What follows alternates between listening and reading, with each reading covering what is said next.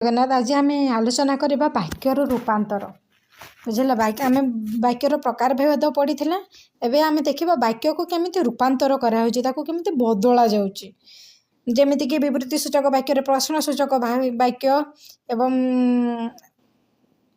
आश्चर्य निर्देश सूचक वाक्य किभली भाव में रूपांतरित हो विषय आम जाना ताहले आम गोटे वाक्यर रूपांतर कहले कौन बुझू वाक्यर रूपांतर कहले आम बुझी था देख गोटे प्रकार वाक्य को अर्थ परिवर्तन नक अन्य प्रकार वाक्य परिणत करने को वाक्यर रूपांतर कहगला बुझेगा देख आम जाने ना वाक्य परिवर्तन करें आम गोटे प्रकार वाक्य को जमी सरल वाक्य यौगिक वाक्य यौगिक वाक्य जटिल वाक्य यौगिक वाक्य मिश्र वाक्य एभली भाव में जो परिवर्तन करा जाए से किभली भाव में कौन करागला कौन से शब्द परिवर्तन अर्थ परिवर्तन ना अर्थ ठीक अच्छे बुझेगा प्रकार वाक्यर अर्थ परिवर्तन करे हब ना किंतु अन्य प्रकार वाक्य परिणत करने को वाक्यर रूपांतर बोली कहगला बुझेगा देख उदाहरण दे दौचे वाक्यर गठनगत रूप तो जान वाक्यर रूपांतर है कौन सी प्रकार वाक्य को जदि अर्थ परिवर्तन न करी अर्थ गुड़ाक परिवर्तन नहीं करी तार अन्य गोटे प्रकार वाक्य अन्य अर्थ को बुझेला ताहले आमे बुझिबा सेडा हला कौन जदि से वाक्य किसी अलग किसी शुभागला ताहले सेडा हला वाक्यर रूपांतर ताहले आमे देखिबा वाक्यर गठनगत रूपांतर किभली भाव में होची गोटे अच्छी देख हरि भल नाचबारू सुनाम अर्जन करिछि आमे जानी जो कौन हरि भल नाचुची जहाँ फल से सुनाम अर्जन करिछि ताहले एटा को प्रकार वाक्य गला सरल वाक्य जटिल वाक्य आमे केमिति परिवर्तन करिबा जटिल वाक्य सॉरी यौगिक जटिल वाक्य छाड़ प्रथम सरल यौगिक जटिल जेहेतु यौगिक बाटर कि ओ एवं जहाँ को अवय पद गुड़िक जदि संजोग हो वाक्य ताहले आमे जानि पाजिबा जे सेटा यौगिक वाक्य ताहले देख हरि भल नाचुची एथिपाई सुनाम अर्जन ओ एथिपाई सुनाम अर्जन करुची ताहले एठारे कौन वाक्य को किए संजोग करिछि ओ गोटे कौन अव्यय पद बुझेगा ना यौगिक वाक्य परिवर्तन करवा ताहले एई वाक्यटी को आम जटिल वाक्य परिणत करिपारिबा कि नाही गोटे मुख्य वाक्य थिबो एवं से मुख्य वाक्य को नहीं अनेक गुड़िए वाक्य जदि सृष्टि हैला ताहले सेडा हैला जटिल वाक्य आम जानिथिला ताहले देख जदि हरि भल नाचिबो तेबे से सुनाम अर्जन करिबो एठारे तेबे कौन सुनाम अर्जन बुझेगा भल नाचिले जाए सुनाम अर्जन आसीबो बुझेगा ना नहीं जटिल वाक्य मुख्य वाक्य को नहीं अन्य वाक्य जदि गठित है ताहला जटिल वाक्य एवं तापरे देखिबा एक नंबर ख विभाग एक नंबर कौन अच्छी झड़ कमिगला ओ पिला माने निज निज घर को फेरिले झड़ कमिगला ओ पिला माने निज निज घर को फेरिले एटा कौन यौगिक वाक्य बुझिला ना नहीं झड़ कमी जाइजी ओ पिला माने निज निज घर को फेरिले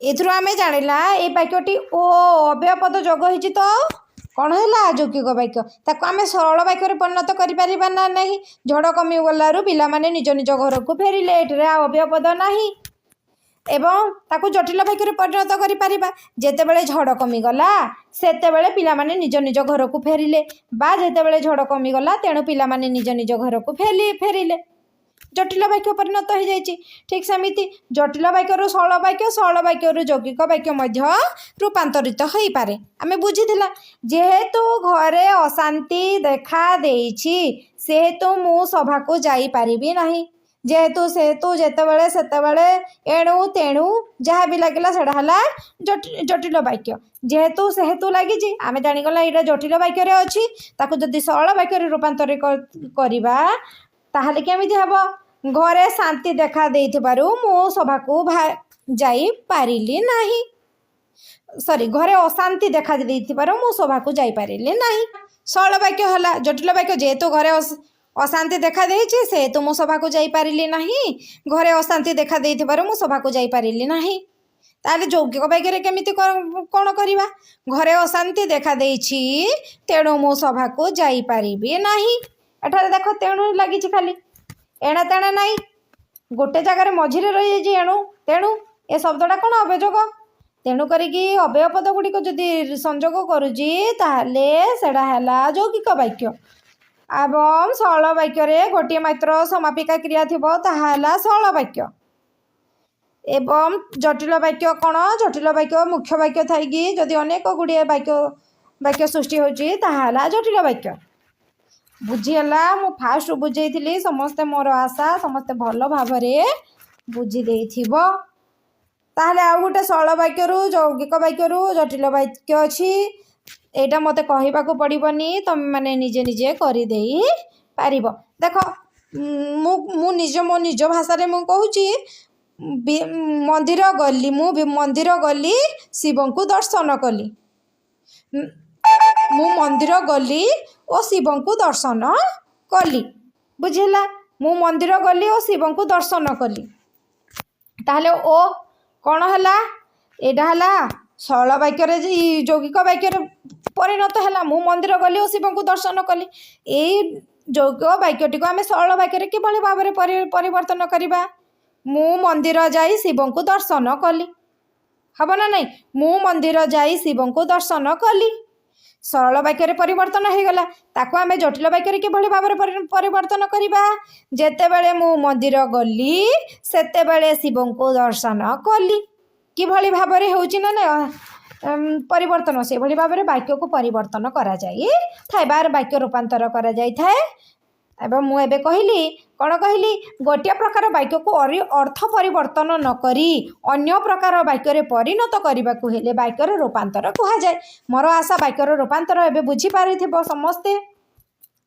କ'ଣ ହେଲା ଦେଖିଲ? ଅତି ସହଜ ଏବଂ ଅତି ମନୋରମ, ହଁ ନା ନାହିଁ? ବାକ୍ୟର ରୂପାନ୍ତର କହିଲେ କ'ଣ ବୁଝିପାରିଥିବ? ତାହେଲେ କ'ଣ ରହିଲା ଏବେ ଦେଖିବା।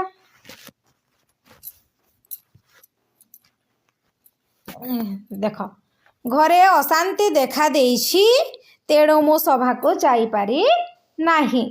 କ'ଣ ଅଛି? ଘରେ ଅଶାନ୍ତି ଦେଖାଯାଇଛି ତେଣୁ ମୁଁ, ଏଇଟା ଯୌଗିକ ବାକ୍ୟ ମୁଁ ପଢ଼େଇଥିଲି। ଆଉ ଗୋଟେ ଅଛି ଜେଜେ ଆସିବା ହେତୁ ଆମେ ସମସ୍ତେ ଖୁସି ହେବୁ। କ'ଣ? ଏଇଟା ସରଳ ବାକ୍ୟରେ ଗଲା, ଜେଜେ ଆସିବା ହେତୁ ଆମେ ସମସ୍ତେ ଖୁସି ହେବୁ। ତାହେଲେ ଯୌଗିକ ବାକ୍ୟରେ କେମିତି ପରିବର୍ତ୍ତନ କରିବା? ଜେଜେ ଆସିବେ ଓ ଆମେ ସମସ୍ତେ ଖୁସି ହେବୁ। ତାହେଲେ ଜଟିଳ, ଯଦି ଜେଜେ ଆସିବେ ତେବେ ଆମେ ଖୁସି ହେବୁ। ବୁଝିଲା? ବହୁତ ସହଜିଆ ଅଛି।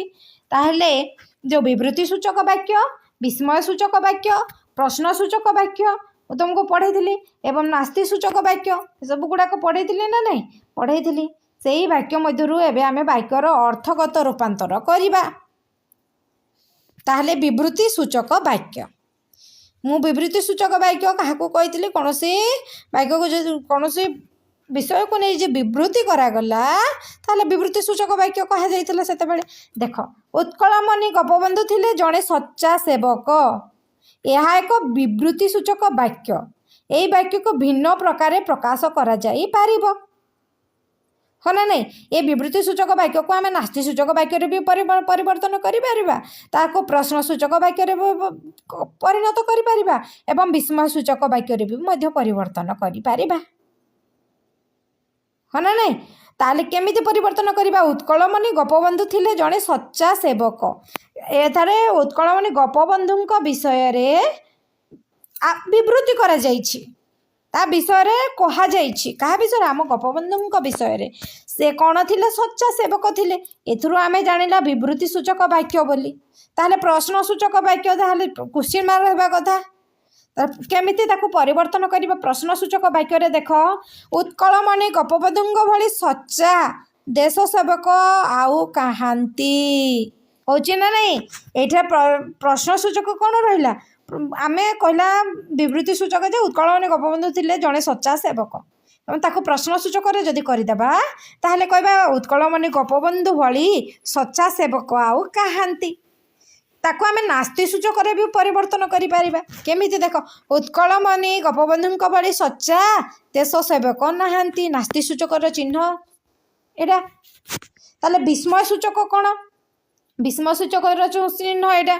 ଉତ୍କଳମଣି ଗୋପବନ୍ଧୁ ବନ୍ଧୁ କି ସଚ୍ଚା ଦେଶ ସେବକ ସତେ।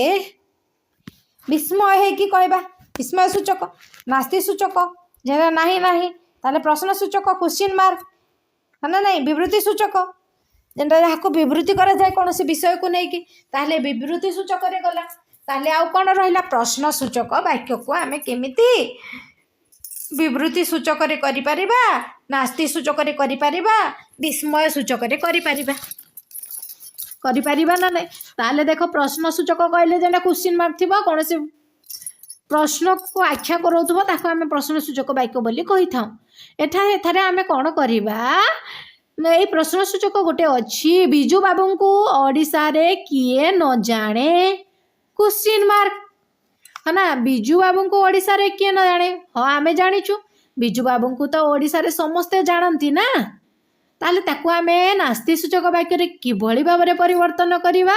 ଦେଖ, ବିଜୁ ବାବୁ ଓଡ଼ିଶାରେ କାହାକୁ ଅଜଣା ନୁହନ୍ତି, ହଁ ନା ନାହିଁ?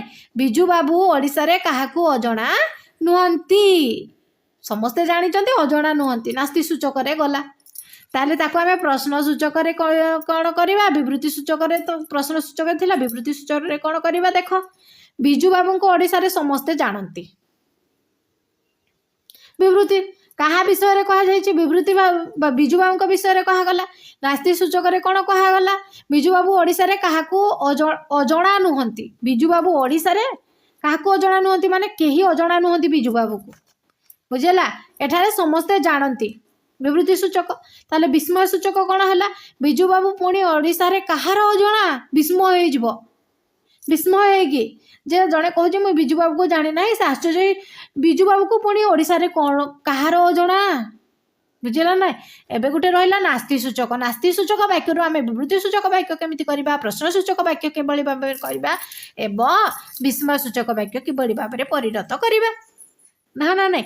ଅଜ୍ଞାତ ଯୁବକଙ୍କୁ ଆଶ୍ରୟ ଦେବା ଠିକ୍ ହେଲା ନାହିଁ। ଏଠାରେ ନାହିଁ ନାହିଁ ରହିଲା ମାତ୍ରକେ ବେକ ପଚେଇକି କ'ଣ ନାସ୍ତି ସୂଚକ ବାକ୍ୟରେ ଯିବ, ଗୋଟେ ମାର୍କ ଆଣି ଆସିବ, ବୁଝିହେଲା ନା ନାହିଁ। ଯଦି ନାହିଁ ନାହିଁ ରହିଲା ବେକ ପଚେଇକି ତମେ ଗୋଟେ ମାର୍କରେ ପିଟିଦେବ ଯେ ସେଟା ହେଲା ନାସ୍ତି ସୂଚକ ବାକ୍ୟ। ଏହାକୁ ବିବୃତ୍ତି ସୂଚକ, ପ୍ରଶ୍ନ ସୂଚକ, ବିସ୍ମୟ ସୂଚକ ବାକ୍ୟରେ ପରିଣତ କରିବା ଆମେ। ଏବେ ଦେଖ, ତାହେଲେ ପ୍ରଥମେ ବିବୃତ୍ତି ସୂଚକ ବାକ୍ୟରେ କିଭଳି? ଅଜ୍ଞାତ ଯୁବକଙ୍କୁ ଆଶ୍ରୟ ଦେବା ଭୁଲ, ତାହେଲେ ଏଇଟା ବିବୃତ୍ତି ସୂଚକରେ ଗଲା। କାହା ବିଷୟରେ କୁହାହେଲା? ଅଜ୍ଞାତ ଯୁବକ ବିଷୟରେ ବିବୃତ୍ତି କରାହେଇଛି। ତାହେଲେ ପ୍ରଶ୍ନ, ଅଜ୍ଞାତ ଯୁବକଙ୍କୁ କ'ଣ ଆଶ୍ରୟ ଦିଆଯାଏ? କ୍ୱେଶ୍ଚିନ୍ ମାର୍କ, ତାହେଲେ ପ୍ରଶ୍ନ ସୂଚକ ବାକ୍ୟ। ଅଜ୍ଞାତ ଯୁବକ ପୁଣି ଆଶ୍ରୟ, ବିସ୍ମୟ ସୂଚକ ବାକ୍ୟ। କେତେ ସହଜିଆ, କେତେ ସୁନ୍ଦର, ବାକ୍ୟରେ ସମସ୍ତେ ରୂପାନ୍ତର କରିପାରିବ। ତାହେଲେ ବିସ୍ମୟ ସୂଚକ ବାକ୍ୟକୁ ଆମେ ବିବୃତ୍ତି ସୂଚକ ବାକ୍ୟ, ପ୍ରଶ୍ନ ସୂଚକ ବାକ୍ୟ ଏବଂ ନାସ୍ତି ସୂଚକ ବାକ୍ୟରେ ଏବେ ପରିଣତ କରିବା। ବିସ୍ମୟ, ଲଙ୍କାଣୀ ପୁଣି ହରି ଶବ୍ଦ। ଦେଖ, ବିସ୍ମୟ ସୂଚକରେ ଏଭଳି ଚିହ୍ନ ରହିବ ନା ନାହିଁ, ଏଇଟା ବିସ୍ମୟ ସୂଚକ ଚିହ୍ନ। ତାହେଲେ ବିବୃତ୍ତି ସୂଚକରେ କ'ଣ କରିବା? ଲଙ୍କାରେ ହରି ଶବ୍ଦ ଖୋଜିବା ବୃଥା। ଲଙ୍କାରେ ହରି ଶବ୍ଦ ଖୋଜିବା ବୃଥା, ଏଟା କ'ଣ କୋଉଠି? ଲଙ୍କାରେ, ହଁ ନା ନାହିଁ। କାହା ବିଷୟରେ? ହରିଙ୍କ ବିଷୟରେ କୁହାଯାଇଛି, ବିବୃତ୍ତି କରାଯାଇଛି, ତ କ'ଣ ବିବୃତ୍ତି ସୂଚକ ବାକ୍ୟରେ ଗଲା। ତାହେଲେ ପ୍ରଶ୍ନ ସୂଚକ ବାକ୍ୟ କ'ଣ? ଲଙ୍କାରେ ହରି ଶବ୍ଦ ଶୁଣାଯାଏ କି, କ୍ୱେଶ୍ଚିନ୍ ମାର୍କ। ତାହେଲେ ନାସ୍ତି ସୂଚକ ବାକ୍ୟ, ଲଙ୍କାରେ ହରି ଶବ୍ଦ ମିଳିବା ଅସମ୍ଭବ ନୁହେଁ। କେତେ ସହଜିଆ ଯେ ଲାଗୁଛି। ମୋର ଆଶା ସମସ୍ତଙ୍କୁ ଭିଡ଼ିଓଟି ଭଲ ଲାଗିଥିବ, ତେଣୁ କରିକି ସମସ୍ତେ ସବସ୍କ୍ରାଇବ୍ କର, ଚ୍ୟାନେଲକୁ ସେୟାର କର, ଲାଇକ୍ କର ଦୟା କରିକି, ହେଲା। ତାରେ ଆମେ ଏବେ ଦେଖିବା ବାଚ୍ୟଗତ ରୂପାନ୍ତରୀକରଣ।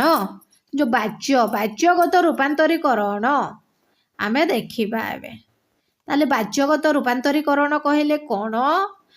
କହିବା ଭଙ୍ଗୀରେ ବାଚ୍ୟ ପରିବର୍ତ୍ତନ ହେଲେ ବାକ୍ୟ ପରିବର୍ତ୍ତନ ହୁଏ।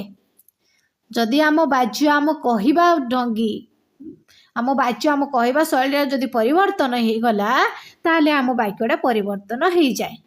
ଯଥା ଝରକା ଖୋଲ, ଏହା ବାଚ୍ୟ ପରିବର୍ତ୍ତନ କରାଗଲେ ବାକ୍ୟଟି ହେବ ଝରକା ଖୋଲା ହେଉ, ହଁ ନା ନାହିଁ। କର୍ତ୍ତୁ कर्म आमे जानिजु एवं भाववाच्य सबुबेले मु देखिथिली कर्तु कर्म एवं भाववाच्य बुझीला। आमे देखिबा कर्तुवाच्य रे कोन अछि विजय कलिकता जीव।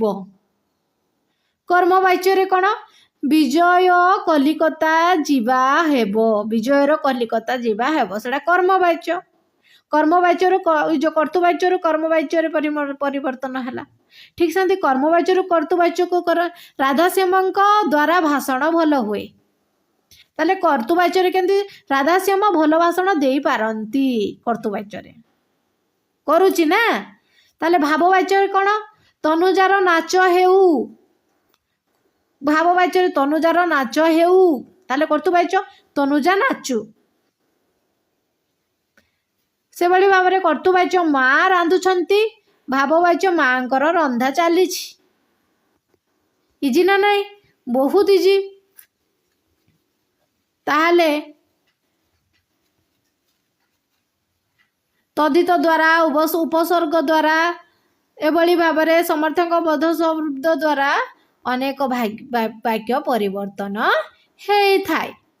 वाक्यर संक्षेपणीकरण देख वाक्य को कौन कई अधिक कथा को अल्प रे प्रकाश करते कई अल्प अल्प कथा को अधिक भाव में प्रकाश कर दियंती है ना नहीं।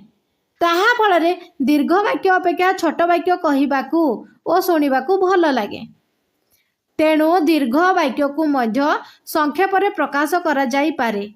ए प्रकार परिवर्तन को वाक्य संरक्षण कहुए। ए प्रकार परिवर्तन को कौन कहगला वाक्य संरक्षण कहगला। वाक्य संक्षेपण क्षेत्र रे संधि समास कृदंत तद्धित उपसर्ग और समार्थबोधक शब्द विशेष भाव में सहायता करिथांती। एठारे केतोटी उदाहरण दिया जायछि देख केतोटी उदाहरण। अति आवश्यक जिनिसर दर अधिक बढ़ुची।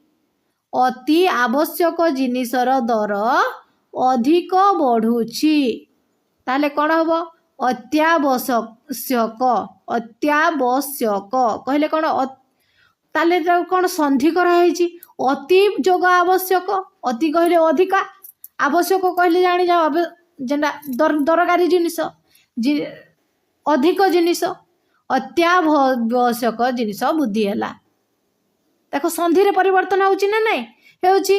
अति अधिक वक्तव्य स्पृहणीय नुहे अति जोग अधिक अत्यधिक अत्यधिक वक्तव्य स्पृहणीय नुहे केमिति होउची परिवर्तन संधि द्वारा अति अधिक अति आवश्यक कौन पाटी को सहला भाया होची नाई किंतु तांको संधि करदेला परे अत्यावश्यक अत्यधिक केमिति बहुत सहजिया हो जाउची एवं कहबा पई तार वाच्य को कहबा पई परिवर्तन अधिक भल लगुची एवं शुणिबा को मध्य भल लगुची। हेमिति समास द्वारा स्वामी स्त्री समास करदेले दंपति हो जाए। स्वामी स्त्री को दंपति बोली कहती। स्वामी और स्त्री दुई जन जाक आज आसबे ला ताकू जदि समास रे परिणत करिबा दंपति आज आसबे। बर कन्या दुई जन जाक आज बेदी रे बसिछंती ताहले कौन हम बर कन्या दुई जन को बुझेला उभय को बेदी रे बसती समास रे परिवर्तन हैला। ताहले कृदंत तद्धित रे मध्य वाच्य परिवर्तन होता है। देख जानिबा को इच्छा करुथिबा छात्र विद्या लाभ करिबो ताहले जानिबा को इच्छा कृदंत रे कोन जिज्ञासु छात्र विद्यावान हबो। जिज्ञासु काहा को कहा जाए आमे जानिछु जानिबार इच्छा केंद्रे कृदंत शब्द रे सेडा जाउची है ना नहीं। ताले दुई नंबर जहा करबा उचित ताहा कर ता माने कर्तव्य कर एडा मध्य कौन है कृदंत वाक्य रे गला। ताले तद्धित वाक्य कौन देखिबा एबे देख पान बेपार करुथबा लोकटी अन्य ग्राम को गला ताले कौन पान बेपार कौन कहा जाए पानरा ग्रामांतर गला अन्य ग्राम को नहीं ग्रामांतर गला तद्धित रे पल्ली गला। गिरिपथ भाव रे खाइबर सबुठारु लंबा ଖାଇବର ବୋଲେ ଖାଇବର ଦୀର୍ଘତମ ଗିରିପଥ। ତାହେଲେ ଉପସର୍ଗ କ'ଣ? ଉପସର୍ଗ ଦ୍ୱାରା ଦେଖିବା। ପବନର ବିପରୀତ ଦିଗରେ ସାଇକେଲ ଚଳାଇବା କଷ୍ଟକର। ପବନର ପ୍ରତିକୂଳରେ ସାଇକେଲ ଚାଳନା କଷ୍ଟକର। ଏଭଳି ଭାବରେ ରହିଛି। ସାହିତ୍ୟ ବିଷୟରେ ତାଙ୍କର ବିଶେଷ ଅଭାବରେ ଜ୍ଞାନ ଅଛି। ସେ ସାହିତ୍ୟ ବିଶେଷଜ୍ଞ ଅଟନ୍ତି। ଯେ ସାହିତ୍ୟ ବିଷୟରେ ବେଶୀ ଜାଣିଲା ତାକୁ ସାହିତ୍ୟ ବିଶେଷଜ୍ଞ ବୋଲି କୁହାଯାଏ। ତାହେଲେ ସେ ସାହିତ୍ୟ ବିଶେଷଜ୍ଞ ଅଟନ୍ତି। ବହୁତ ଇଜି। ଏଭଳି ଭାବରେ କ'ଣ କରାଯାଏ? ଆଉ ରହିଲା ସମାର୍ଥବୋଧକ ଶବ୍ଦ। ବିଷ୍ଣୁ ଉପାସକମାନେ ଖଳ କରତାଳ ବଜାଇ ନାମ ଜପ କରନ୍ତି। ବୈଷ୍ଣବମାନେ କୀର୍ତ୍ତନ କରନ୍ତି। ସମାନ ଅର୍ଥ ସମାନ ଦେଖାଯାଉଛି, ପୁରା ଶୁଭାଯାଉଛି। ଖରତାଳ କ'ଣ? କୀର୍ତ୍ତନ। ଦେଖ ଯେଉଁ ପିଲାମାନେ ବେଶୀ ଜିଦ୍ କରନ୍ତି ସେମାନଙ୍କୁ ବାପା ଆଦୌ ପସନ୍ଦ କରନ୍ତି ନାହିଁ। ଜିଦଖୋର ପିଲାମାନଙ୍କୁ ବାପା ପସନ୍ଦ କରନ୍ତି ନାହିଁ। ସମାନ ଅର୍ଥବୋଧ କରେ। ତାପରେ ରହିଲା ଉକ୍ତି ପରିବର୍ତ୍ତନ ଦ୍ୱାରା। ଉକ୍ତି ଯେଉଁ କହିବାର ଶୈଳୀ। ମୁଁ ଆଜି ଇଂରାଜୀ ପଢ଼ାଇବି, ତା କେଉଁ ପରିବର୍ତ୍ତନ ହେଲା? ପ୍ରତ୍ୟକ୍ଷ ପରିବର୍ତ୍ତନ। ପ୍ରତ୍ୟକ୍ଷରେ ସେ କେଉଁ ଶିକ୍ଷକ କହିଲେ ମୁଁ ଆଜି କ'ଣ ଇଂରାଜୀ ପଢ଼େଇବି? ପ୍ରତ୍ୟକ୍ଷରେ କେମିତି ହେବ? ପ୍ରତ୍ୟକ୍ଷରେ ସରିଗଲା। ପରୋକ୍ଷରେ ଶିକ୍ଷକ ଇଂରାଜୀ ପଢ଼େଇବେ ବୋଲି କହିଲେ। ପରୋକ୍ଷ କେତେ easy. Direct indirect speech. Direct speech indirect speech ଇଂଲିଶରେ ଯେମିତି ଓଡ଼ିଆରେ ଠିକ୍ ସେମିତି। ପ୍ରତ୍ୟକ୍ଷ ପରୋକ୍ଷରେ ପଳେଇଗଲା। ତାହେଲେ ପରୋକ୍ଷ କ'ଣ? ହରିଯାତ୍ରା ଦେଖା ନାହିଁ ବୋଲି କହିଲା। ପରୋକ୍ଷ ହରିଯାତ୍ରା ଦେଖେ ନାହିଁ ବୋଲି କହିଲା। ପ୍ରତ୍ୟକ୍ଷରେ ହରି କହିଲା ମୁଁ ଯାତ୍ରା ଦେଖିଏ ନାହିଁ। କେତେ ଇଜି, ବହୁତ ଇଜି। ମୋର ଆଶା ସମସ୍ତଙ୍କୁ ଭିଡ଼ିଓଟି ଭଲ ଲାଗିଥିବ। ଯାହାଫଳରେ ଲାଇକ୍ କର, ସବସ୍କ୍ରାଇବ୍ କର ଏବଂ କମେଣ୍ଟ ମାଧ୍ୟମରେ ମୋତେ ପ୍ରଶ୍ନ ପଚାର।